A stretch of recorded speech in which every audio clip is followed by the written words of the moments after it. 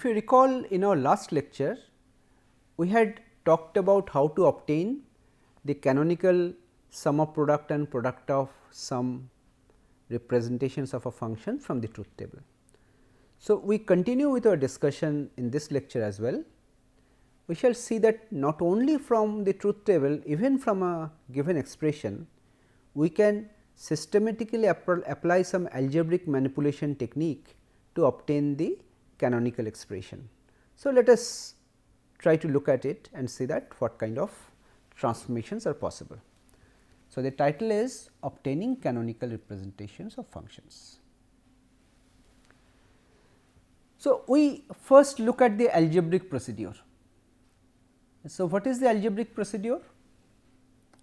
So, what you are saying is that for a given function, let us say I have a function of, let us call a b c, a function of 3 variables a b c, and in this function I have one term, let us say a b, or something else is there.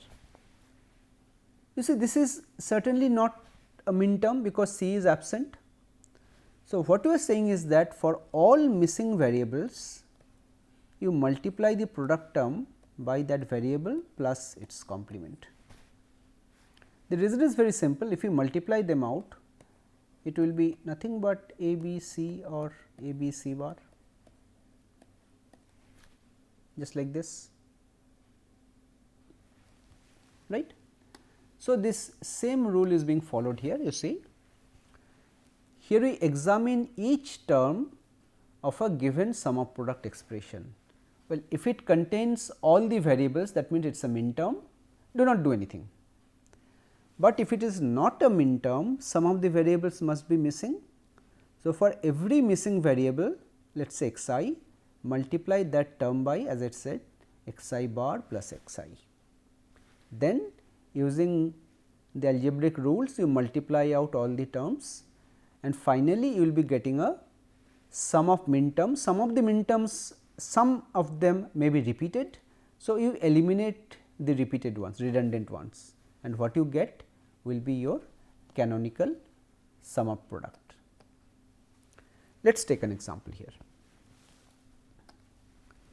Consider a 3 variable function given like this. So, here you see the last one is obviously a min term, all the variables are there, but the first product term c is missing, the second product term both a and c are missing. So, for the first one, what we do? We multiply it by c or c bar. For the second one, we multiply it by both a or a bar and also c or c bar. For the last one, we do not do anything because all the 3 are there. Then you simply multiply them out, a b bar c, a b bar c bar, and here you multiply them out. I have just skipped the steps. See, a c and b, a c bar and b, a bar c and b, a bar c bar and b. So, I have multiplied all of them out and a b c is there. Now, you see which of them are repeated. You see this a b c is appearing twice. Other than that, all are unique, there is no further repetition. So, you write down the expression, you have 6 true min terms, 6 min terms, and this will be your canonical sum of product expression. So, given any expression, you can apply these rules to expand the function, and using this Boolean multiplication rule, switching algebra rules, you can obtain the sum of product expression.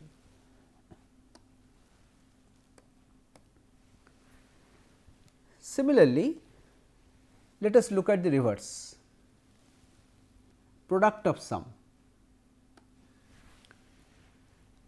Product of sum means, here I am saying, let us say again, let us take an example, a function of 3 variables a b c. Suppose I have a term a plus b and something else. Let us look at this one. This is certainly not a max term because C is missing. So, if C is missing, what I do?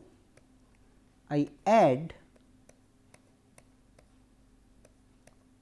a term C C bar to this.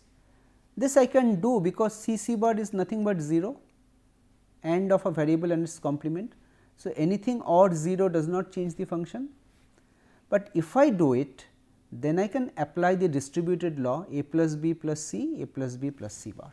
So, I can write it as a plus b plus c and a plus b plus c bar. So, now I have the max terms.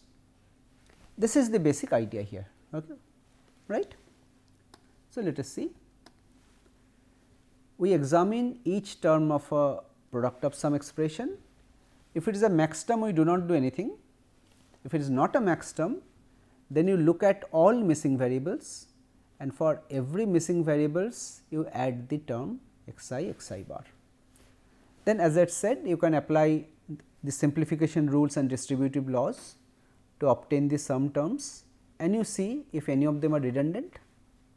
If they are redundant, eliminate them. Let us take an example. Suppose I have a function like this, where there are two sum terms. The first one contains only a bar, second one contains b bar and c. So, what I do? For the first one, b and c are missing. So, we add b b bar, also c c bar. The third one, a is missing. So, we add a bar. Now, after doing this, we apply the distributed law.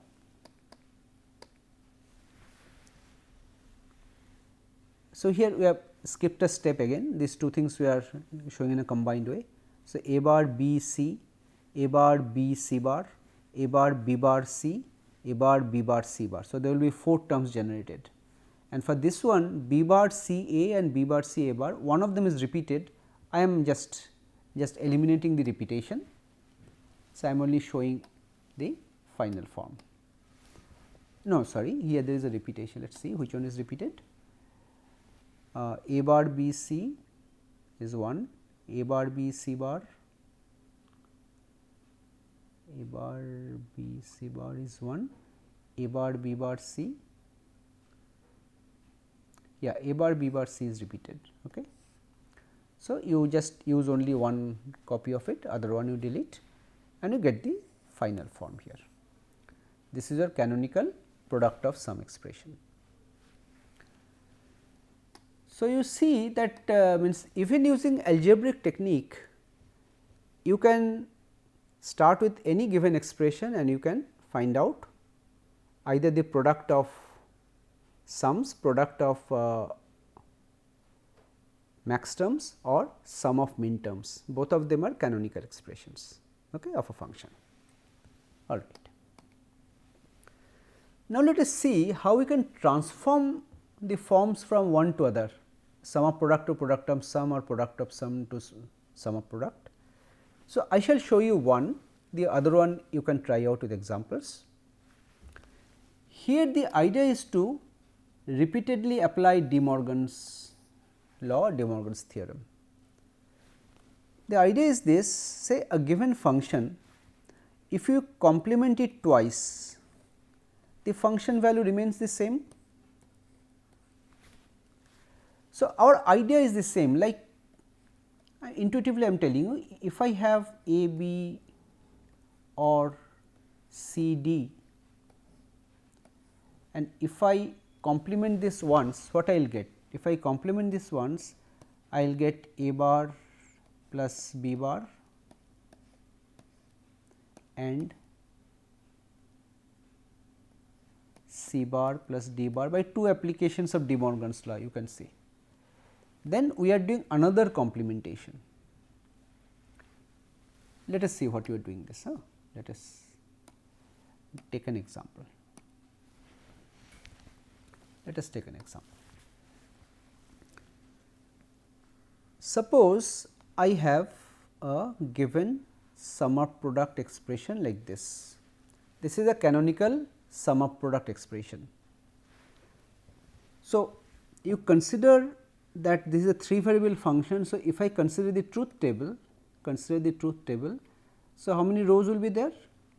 There will be 8 rows. Out of these 8 rows, 5 of them are 1, the output is 1 for 5 of them. These are the combinations. So, what I am saying that the function will remain the same if I complement it twice. Okay. So, f bar, this was f. So, within the inner bracket f bar whole again bar. Now, let us look at what is the meaning of this inner thing, some function bar. So, what this function represents? This function represents these 5 rows of the truth table for which the output was 1. Not of that. What is the not of that? Not of that means the remaining 3 rows which was 0. So, if I take the not of this, instead of algebraic manipulation, I can do a shortcut.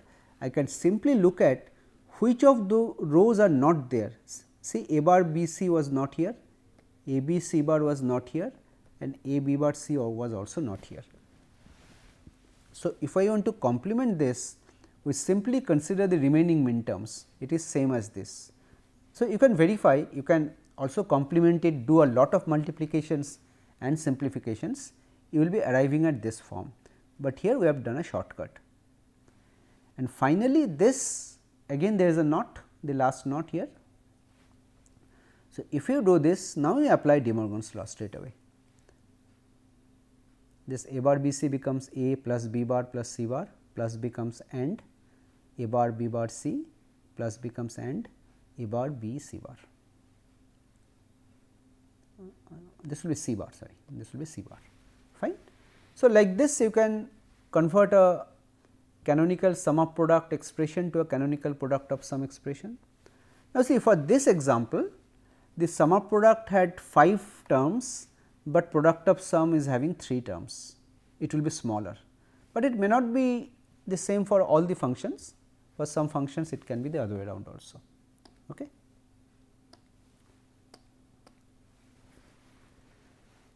Now, this we have already seen earlier, let us look at it once more, there is no harm. So, what we are saying is that how to obtain the canonical sum of product expression for a truth table. This I have already shown with the help of an example of a full adder in the last lecture. You consider rows of the truth table for which the output is 1. For each such row, form a min term, where the literals are defined like this. If a variable is 0, you complement the corresponding variable. If the variable is 1, you leave the variable as it is, do not complement, take the sum. What you get is the canonical sum of product expression. This is what we discussed in our last lecture. Let us work out the example once more, and there is no harm in working out again.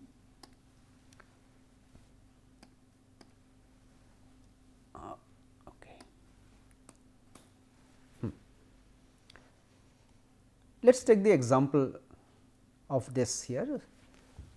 Just to recall what we said, just for the sum, we said that we look at the rows for which the output is 1 and it is 0 0 1, we write a bar, b bar, c, 0 1 0, we write a, b, c bar plus 1 0 0, a, b bar, c bar, and finally 1 1 1, a, b, c. So, you can straight away write like this, right. This already we discussed earlier. Now, since our ultimate objective is to design this circuit, once you do it, what next? So, can we convert this function into a gate level circuit? Let us see how. Let us write down that expression once more. So, what you saw is sum is nothing but a bar b c plus a B bar C plus A B C bar plus A B C. You see, you have a function. I can straight away convert this function into a gate level circuit. How? I use 4 AND gates, one corresponding to every product term, and the output of all the AND gates I take together and I connect them in an OR gate. This will be my final output. Now, let us look at the individual AND gates. First one is having A bar B C. So, I have a variable A, I use a NOT, A bar, B I connect straight, C I connect straight. So, A bar B C, this output will be giving A bar B C. Second one is A B bar C. So, I connect A straight away, B bar C. So, I have here A B bar C. Then A B C bar, I have A, I have B, then of course, there will be NOT gate here, there will be C bar. This will be A B C bar, and last one will be A B C, no need of any NOT gates here, just connect A B C. So, the point to note is that given any sum of products expression, you can directly convert it into a so called AND OR circuit realization. There will be one level containing only AND gates, there will be one level containing a single OR gate, and in the input you may be requiring some NOT gates, because some of the variables may be complemented, right. So, for this function you need 4 AND gates with 3 input each, 1 OR gate with 4 inputs and 3 NOT gates, right. This is how you can convert a function into a circuit. Similarly, you can do the same thing for a product of sum realization. Here you recall, this also we discussed earlier. We consider rows of the truth table for which the output is 0. For each row, you form a max term where the convention for the variable polarity is just reverse with respect to sum of product. If it is 0, then you use it in uncomplemented form. If it is 1, then you complement and take the product of all the max terms. What you get is the canonical product of sum expression. This already we illustrated earlier with the help of an example.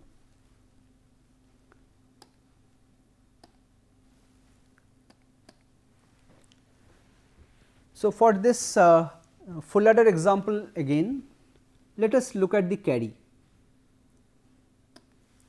Let us look at the carry. So, here the convention says you look at the outputs where the value is 0 and A, B, C all 3 are 0, 0, 0. Convention is do not complement them, A plus B plus C. Second one 0, 0, 1, 0, 0 and 1 means you complement. Third one 0, 1, 0, 0, 1, 0 and last one is 1, 0, 0, 1, 0, 0. So, this will be the carry out. Now, again just like a sum of product expression I told you, if we have this kind of an expression, you can directly convert this into a gate level circuit, but here it will be different. In the first level you will be using OR gates, there will be 4 OR gates in the first level and there will be a single AND gate in the second level. This will generate the final output. So, the output of the OR gates will be connected here. Now, you see the OR connections. First one says A B C. So, you connect A B C straight away. Second one says A B C bar. A, B and C with a NOT gate, C bar. Third one A B bar C. A, B with a NOT gate, B bar and C. And last one A bar B C. A bar B and C. So, you have these 4 product terms appearing here, which you finally AND them together using this AND gate. It is very simple. This is also a 2 level realization. This is called a OR AND realization. Sum of products get mapped into AND OR, but here you get mapped into OR and AND, right. This is the basic convention. So, actually what you have seen is that given a function,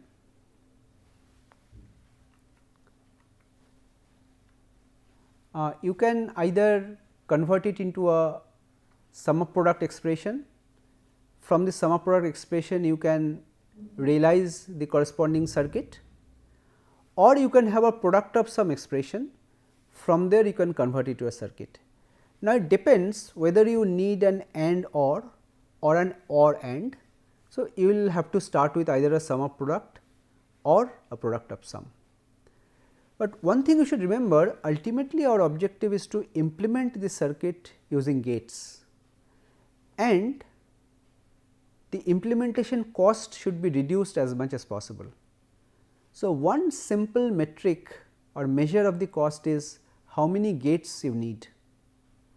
Now, it is not possible to say that which of the two will give you the better solution, sum of product or better or the product of sum, means AND or AND. So, this depends on the circuit and it varies from function to function. You will have to analyze and find out that for the sum of product how many true min terms are there, are they large in number or small in number. If you see that there are a large number of true min terms, then possibly product of sum will be better, and the converse means also if it is less, then sum of product will be better. So, with this we come to the end of this lecture. In our next lecture, we shall be talking about another characteristics of these gates and these basic functions, and we shall be discussing the notion of functional completeness. Okay, this we shall be discussing in the next lecture. Thank you.